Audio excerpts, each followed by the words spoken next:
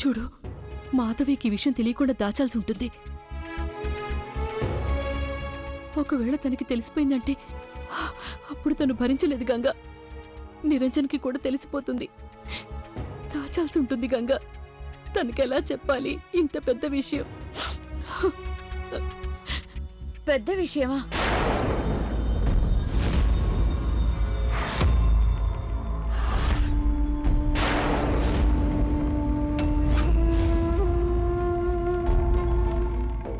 ఏం పెద్ద విషయం అత్తయ్య?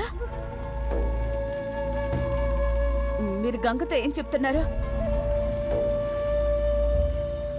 చెప్పండి, ఏం చెప్తున్నారు గంగకి? Excuse me, AB group blood కావాలి ట్రాన్స్ఫ్యూజన్ చేయడానికి.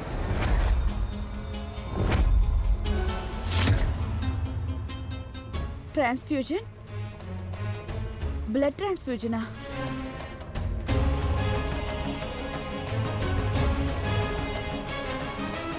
గంగా, తనేమంటోంది?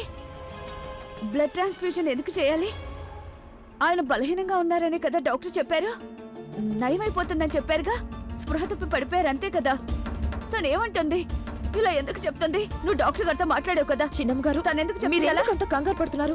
వాళ్ళ పని చేయనివ్వండి. మీరు కూర్చోండి, నేను ముందు డాక్టర్ గారితో మీరు కూర్చో చిన్నమ్మ గారు. వెళ్ళి మాట్లాడు. మాధవి, ఇలా కూర్చో, నువ్వు కూర్చో. మీరు నాకు చెప్పండి ఏం చేయాలి. సరే పదండి. నువ్వు కంగారు పడుకు మాధవి, కంగారు పడుకు. ఏమీ కాదు. నేను ఆ భగవంతుణ్ణి ప్రార్థిస్తున్నాను. నువ్వు సుమంగళిగానే ఉంటావు. ధైర్యంగా ఉండు. ఏమీ కాదు నిరంజన్కి.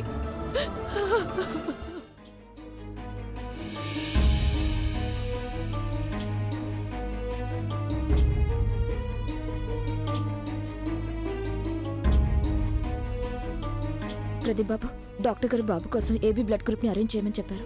పైగా ఈ బ్లడ్ గ్రూప్ అంత ఈజీగా దొరకదు, చాలా కష్టం అవుతుంది. హాస్పిటల్ స్టాఫ్ ప్రయత్నిస్తున్నామని చెప్పారు, కానీ మనం కూడా ట్రై చేస్తే బాగుంటుంది. సరే, నేను ఇంకొంతమంది ఫ్రెండ్స్ తో నా క్లయింట్స్ తో మాట్లాడతాను.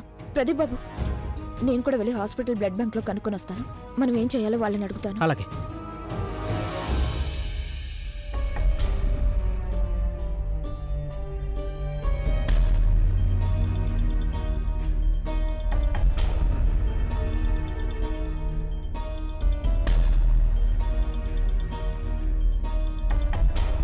డాక్టర్ గారు, డాక్టర్ గారు, నా హస్బెండ్కి ఇప్పుడు ఎలా ఉంది? అంతా బానే ఉంది కదా? నాకెందుకు ఇలా అనిపిస్తుందో తెలియదు, కానీ మా ఫ్యామిలీ మెంబర్స్ నా దగ్గర ఏదో దాస్తున్నారని. నేను టెన్షన్ పడాల్సిన విషయం ఏం లేదు కదా? ప్లీజ్ చెప్పండి డాక్టర్ గారు. లేదు, అలాంటిదేం లేదు. మేజర్గా ఏం లేదు. కానీ మరి ఆ బ్లడ్ ట్రాన్స్ఫ్యూజన్ ఎందుకు అవసరమైంది? ఇలాంటి సిచ్యువేషన్లో రెడీగా ఉండడం మంచిది. ఇది ఒక నార్మల్ ప్రొసీజర్. ప్రతి డాక్టర్ ఇలా చేయాల్సి ఉంటుంది. Excuse me sir, 23314 blood cancer patient కి బ్లడ్ అరేంజ్ అయిపోయింది. నువ్వు ఇంకేమన్నా చెప్పాలా? ఇంకేమన్నా అబద్ధం చెప్పాలనుకుంటే చెప్పేయి. నేను చూడాలనుకుంటున్నాను నన్ను మోసం చేయడానికి నువ్వు ఎంత నీచానికి దిగజారగలవు అని. ఎందుకు ఆలియా, ఎందుకు నువ్వు ఇలా చేసావు? నీకు తెలుసు కదా, నానమ్మ తర్వాత నీ ఒక్కదానిని కదా నేను పూర్తిగా నమ్మేది. ఏమన్నావు నువ్వు? ఈ మధ్య అన్నిటినీ మర్చిపోతున్నావా? అది చాలు. వాటిలో ఉన్న శక్తి విషయాన్ని గ్రహించి మనకు వివరిస్తాయి.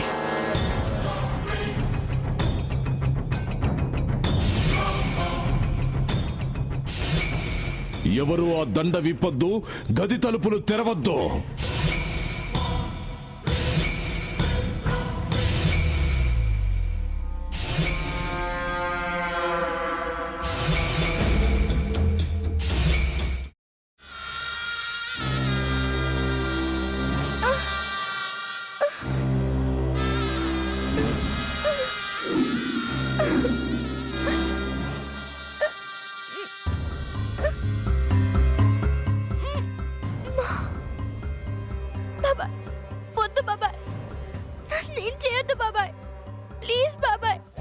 నీకు నిజం తెలిసినప్పుడే నా ఆలోచనలో నువ్వు చచ్చిపోయావు. అబ్బా ప్లీజ్ కొంచెం తినండి ప్లీజ్. భీమారావు గారు మీరా? ఇగో మీరా కాదు సక్కుబాయ్. అవును, మీ పనామే లేచిపోయిందని చెప్పి కంప్లైంట్ ఇచ్చినావు కదా. రేయ్, ఆయన కంప్లైంట్ ఇచ్చింది లేచిపోయిందని కాదు, కనిపించడం లేదు అని. అచ్చా, అట్లానా? సరే మేడం. ఇడియట్. ఆ వంట మనిషి పేరేంటన్నారు? రత్తాలు మేడం. ఏం పెద్ద మంచి, నీ వంట మంచిని కూడా మేడం అని పిలుస్తావా? రేయ్ హాఫ్ బ్రెయిన్,